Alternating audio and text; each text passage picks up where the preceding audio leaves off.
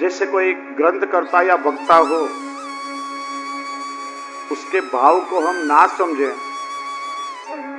और मनोकल्पित अर्थघटन अपनी इच्छा से हम करने लगे तो उसको दोष रूप माना गया है।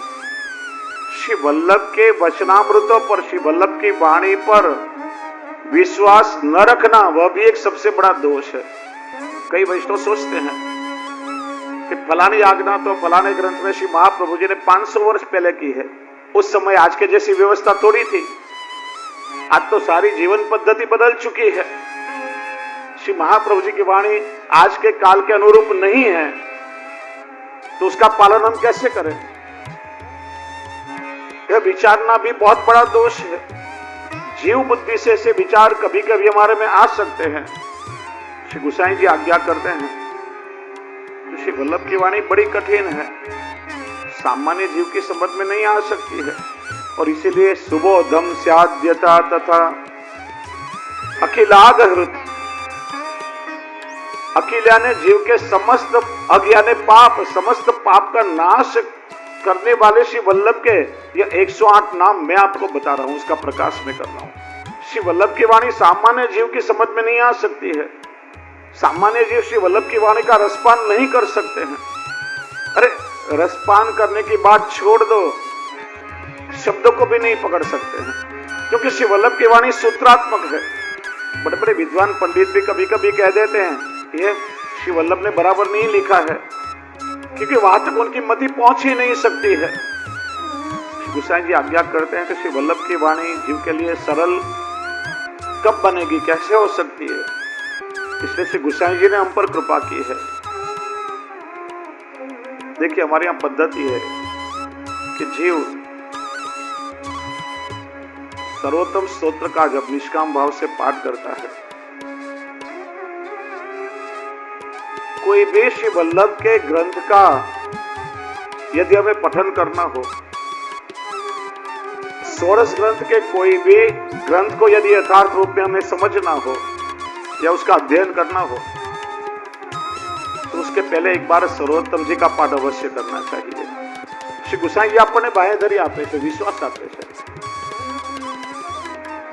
बड़े अधिकार से आज्ञा करते हैं कि श्री वल्लभ की वाणी बड़ी दुर्बोध है, लेकिन सरलता से पुष्टि जीव समझ सके, जीव के लिए श्री वल्लभ की वाणी सरल बन जाए। इसलिए श्री वल्लभ के 108 नामों का मैं प्रकाशन कर रहा हूं। श्रद्धा विशुद्ध बुद्धि, श्रद्धा और शुद्ध बुद्धि से यदि आप सर्वोत्तम जी का पाठ करोगे तो अवश्य ही श्री वल्लभ की दुर्बोध वाणी भी आपके लिए सुबोध हो जाएगी, यानी सरल हो जाएगी। आप श्री वल्लभ के हृदय के भावों को समझ सकेंगे। और इस आज्ञा का प्रत्यक्ष उदाहरण लेख वाले श्री पुरुषोत्तम जी महाराज के जीवन का प्रसंग है। श्री हरिराय प्रभु चरण के समकालीन 10 दिगंत विजयी श्री पुरुषोत्तम महाराज हो गए। ये श्री पुरुषोत्तम जी सूरत में विराजते थे। 6-7 वर्ष की आपकी आयु थी, बाल्यकाल था। उस समय सूरत में एक बड़े विद्वान मायावादी पंडित आए। अच्छे अच्छे दिग्गज विद्वानों को शास्त्रार्थ में परास्त करते हुए सूरत आए थे। उन्होंने सुना था कि यहाँ कोई वल्लभ कुल के आचार्य विराजते हैं, और उन्होंने शास्त्रार्थ के लिए श्री पुरुषोत्तम जी को न्योता दिया, चुनौती दी, आओ मुझसे वाद करो, शास्त्रार्थ करो। श्री पुरुषोत्तम जी विचारने लगे, सोचने लगे, मैं तो छोटा सा बालक हूं, जहां बड़े बड़े विद्वान पंडितों को भी इन्होंने परास्त कर दिया है, मैं इन्हें कैसे जीत सकता हूं? आप श्री के मन में बड़ा खेद हुआ, बड़ी चिंता हुई। तब आपके मातृ चरण ने आपके स्वरूप की स्मृति कराई। बाबा चिंता मत करो, अपने स्वरूप को याद करो, आपको प्रागट्य श्री वल्लभ के कुल में है। आप श्री वल्लभ को विनंती करो, आप सर्वोत्तम जी को पाठ करो, आप चिंता मत करो, सारी बात स्वयं श्री वल्लभ संभाल लेंगे।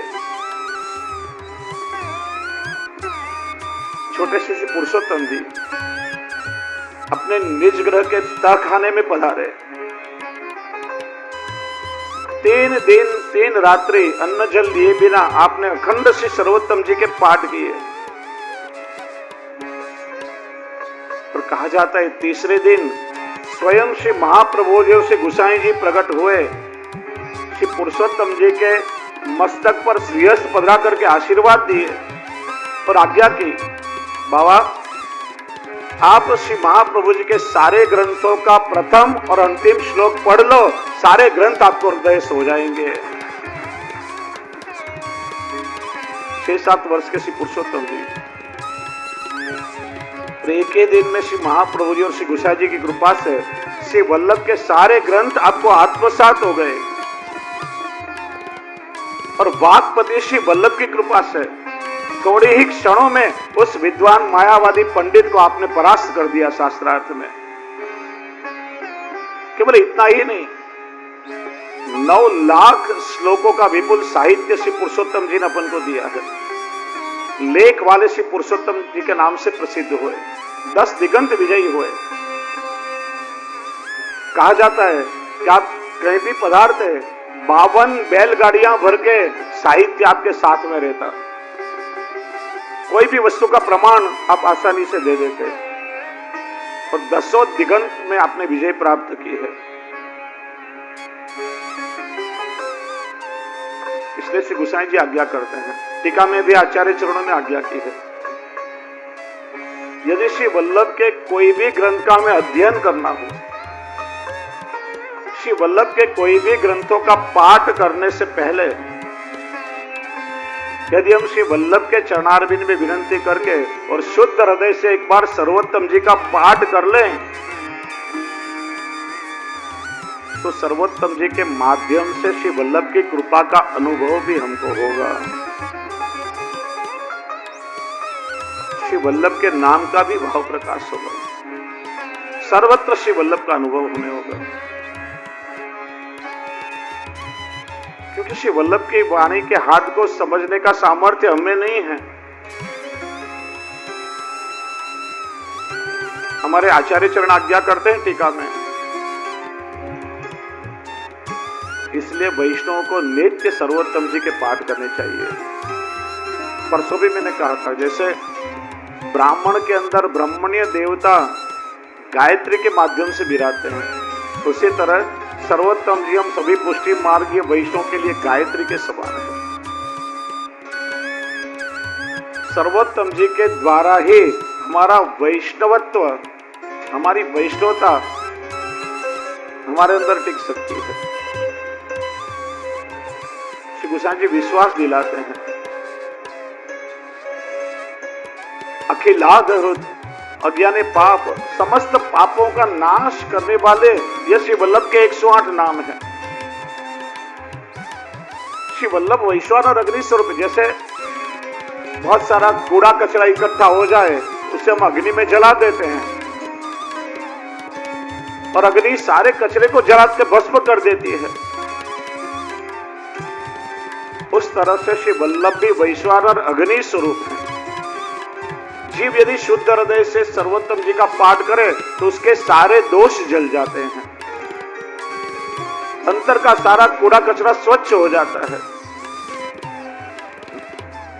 अखिलाग्रुत, अखिल का क्या होता है? लौकिक और अलौकिक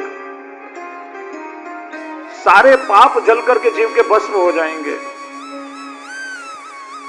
लौकिक दोष यानी जो हमारे देह और इंद्रियों से संबंधित है, काम, क्रोध, लोभ, मोह, किसी पर हमको ईर्ष्या आ जाती है, कभी कभी किसी पर क्रोध आ जाता है, किसी में हमारा मोह हो जाता है, देहाध्यास, प्राणाध्यास, इंद्रियाध्यास, अंतःकरणाध्यास, स्वरूप स्मृति, सिद्धांत रहस्य में जिन दोषों का वर्णन श्री महाप्रभु जी ने किया, सहजादेश कालोत्ता, लोक वेद निरूपिता, संयोग जा, स्पर्श जा, 5 प्रकार के जो दोष बताए, सारे लौकिक दोष हैं। और अलौकिक दोष कौन से हैं? हमने ब्रह्म संबंध लिया है, ठाकुर जी के चरणों में हमारा सर्वस्व समर्पण किया है, हम प्रभु के हो चुके हैं। दासी समर्पित करने के समय निवेदन मंत्र में हमने प्रतिज्ञा तो की थी, दासोहम, हे प्रभु मैं आपका दास हूं, हे कृष्ण मैं आपका हूं या मैं आपकी हूं। हम प्रतिज्ञा तो करते हैं, लेकिन मन से एक बार विचारो कि इस प्रतिज्ञा का पालन क्या आजीवन हमसे हो सकता है, क्या हमने किया है। श्री वल्लभ को तो हम सभी मानते हैं। आप में से कौन कौन श्री वल्लभ को मानता है? अपना हाथ ऊपर उठाइए। हम देखिए सभी ने अपना हाथ ऊपर किया। अब श्री वल्लभ का कौन कौन मानते हैं? अपना हाथ ऊपर उठाइए पूर्ण रूप से। गलत बात, पूर्ण रूप से नहीं मानते हैं, हंसने की बात नहीं है। क्या श्री वल्लभ के समग्र वचनों का हम पालन करते हैं जीवन में? क्या पूर्ण रूप से हम समर्पित जीवन जी सकते हैं? केवल हमने मौखिक समर्पण किया है। कई बार अनुभव भी हुआ है।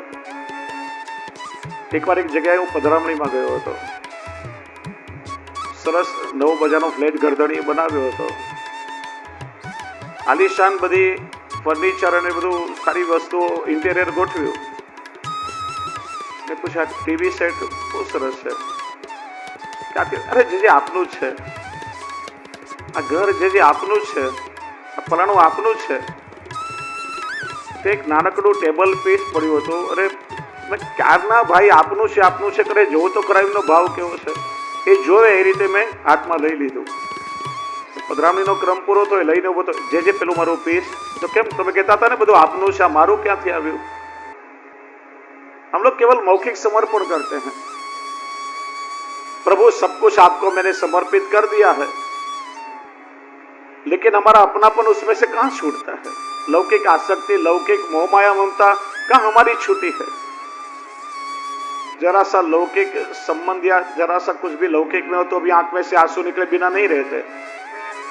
हम लौकिक दुख में रोते हैं, कभी अलौकिक दुख में रोए क्या प्रभु के लिए? फिर हम हाथ उठा के कैसे कह सकते हैं हम श्री वल्लभ का मानते हैं? वल्लभ को मानते हैं, लेकिन श्री वल्लभ की आज्ञा का पालन नहीं होता। यह हमारा अलौकिक दोष है। श्री वल्लभ ने आज्ञा की असमर्पित वस्तु नाम तस्माद वर्जन माचरेत। क्या असमर्पित छोड़ दिया है हमने? कहां छूटता है? अन्याश्रय कहां पूर्ण रूप से छूटा है? दुस्संग भी हम कभी न कभी लगा ही लेते हैं। असदालाप हमारे मुख से हो ही जाता है कभी न कभी। ये सारे अलौकिक दोष बताए हैं। श्री गोसाई जी आज्ञा करते हैं लौकिक और अलौकिक अखिलाग हृत, अखिल दोष तुम्हारे, सारे दोष सर्वोत्तम जी के पाठ से तुम्हारे निवृत्त हो जाएंगे, सारे दोष जल करके राख हो जाएंगे, जीव का शुद्धिकरण हो जाएगा और भक्ति मार्ग पर चलने की तत्परता हमारे अंदर अपने आप प्रकट हो जाएगी। इसलिए वैष्णव को नित्य सर्वोत्तम जी का पाठ करना चाहिए। और आगे भी हमने श्रवण किया है, सर्वोत्तम जी किसी लौकिक व्यक्ति के द्वारा कहा हुआ नहीं है, मंत्रात्मक है।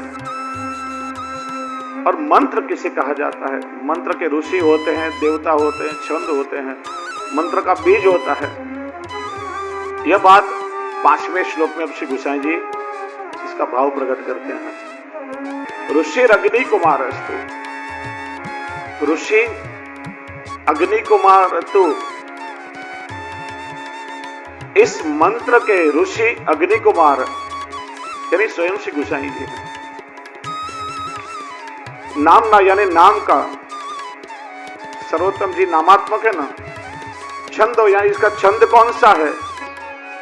जगत्य सौ, जगती छंद में सर्वोत्तम जी की श्री गोसाई जी के मुख से प्रकट हुआ है। श्री कृष्णास्यम, श्री कृष्ण आस्यम। श्री यानी स्वामी जी, कृष्ण और आस्य यानी मुखारविंद। देवता यानी जो परम तत्व रूप है। बीजम यानी बीज, इसका बीज कौन है? कारुणिक, परम करुणा करने वाले प्रभु स्वयं ठाकुर जी हैं। इस स्तोत्र के ऋषि, इस मंत्र के ऋषि श्री गोसाई जी हैं। सर्वोत्तम जी का जो छंद है, जगती नामक छंद है, श्री कृष्णास्य यानी स्वयं श्री महाप्रभु जी इस मंत्र के देवता हैं और इसका बीज स्वयं करुणा सागर प्रभु है। देखिए, मंत्र किसे कहते हैं, सारा प्रकार इस श्लोक में समझाया है। किसी के केवल मुख से कहे हुए मौखिक शब्द ही मंत्र नहीं बन जाते हैं। मंत्र का दर्शन होता है और मंत्र के दर्शन करने वाले दृष्टा होते हैं, उसे ऋषि कहा जाता है। इस श्लोक में ऋषि, छंद, देवता, बीज सबका परिचय करवाया है। इस श्लोक में श्री महाप्रभु जी के ज्ञान धर्म का निरूपण किया है, क्योंकि सामान्य ऋषियों को भी जिस बात का ज्ञान नहीं है,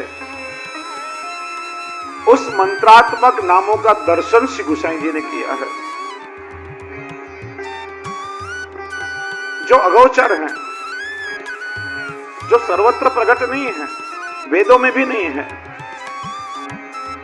ना कोई उपनिषद में है। ऐसे अगोचर मंत्र का दर्शन स्वयं श्री गोसाई जी ने किया है। इसलिए इस मंत्र के ऋषि श्री गोसाई जी है। साहित्य में ऋषि की व्याख्या की है आर्ष दृष्टा ऋषयः, अथवा तो ऋषय मंत्र दृष्टा। समाधि में जो मंत्र का दर्शन करे उसे ऋषि कहा जाता है। ऋषि आर्ष दृष्टा कहलाता है। आर्ष दृष्टा यानी जिसको भूतकाल, वर्तमान काल और भविष्य काल, तीनों काल का दर्शन होता है। भूतकाल में जो घटनाएं हो चुकी हैं उसका भी ज्ञान उन्हें हो जाता है। वर्तमान में जो चल रहा है उन सारी बातों का भी ज्ञान है, और भविष्य में क्या होने वाला है इन बातों का भी ज्ञान उनको हो जाता है। ऋषि के भी तीन प्रकार बताएं, आदि भौतिक, आध्यात्मिक और आदि दैविक। जैसे चारवाक जैसे ऋषि हैं, आदि भौतिक ऋषि हैं, क्योंकि चारवाक जैसे ऋषियों का दर्शन पृथ्वी के जो भौतिक सुख देने वाले पदार्थ हैं वहां तक का दर्शन उन्होंने किया है। वैशंपायन जैसे ऋषि हैं, उनकी दृष्टि वेद पुराणों तक पहुंची है, इसलिए उनका दर्शन आध्यात्मिक दर्शन है। ये सारे आध्यात्मिक ऋषि कहलाए हैं। श्री गोसाई जी का दर्शन आदि दैविक है। प्रभु के नित्य लीला धाम का, पूर्ण पुरुषोत्तम की लीलाओं का दर्शन श्री गोसाई जी हमें कराते हैं। इसलिए टीकाकारों ने श्री गोसाई जी को आदि दैविक ऋषि बताया है, क्योंकि हमारे यहां अनेक ऋषियों ने अनेक प्रकार की रचनाएं की हैं। किसी ने कोई ग्रंथ प्रकट किया, किसी ने कोई प्रकाशित किया। ये सारी बातें तो पहले से ही वेदों में उपलब्ध हैं। सारे मंत्र भी वेदों में प्रसिद्ध कहा जाता है। वेद में 6.5 करोड़ मंत्र हैं, लेकिन श्री महाप्रभु जी के 108 नाम जो श्री गोसाई जी ने प्रकट किए आपको वेदों में या उपनिषदों में कहीं भी प्राप्त नहीं हो सकते हैं। अगोचर हैं, अप्रसिद्ध हैं, आज तक ना किसी ने देखे हैं, ना किसी ने सुने हैं। और ऐसे नित्य लीला संबंधी 108 नामों को श्री गोसाई जी ने प्रकट किया। इसका दर्शन श्री गोसाई जी ने विप्रयोग अवस्था में किया है। इसलिए इस मंत्र के दृष्टा ऋषि आदि दैविक स्वयं श्री गोसाई जी है।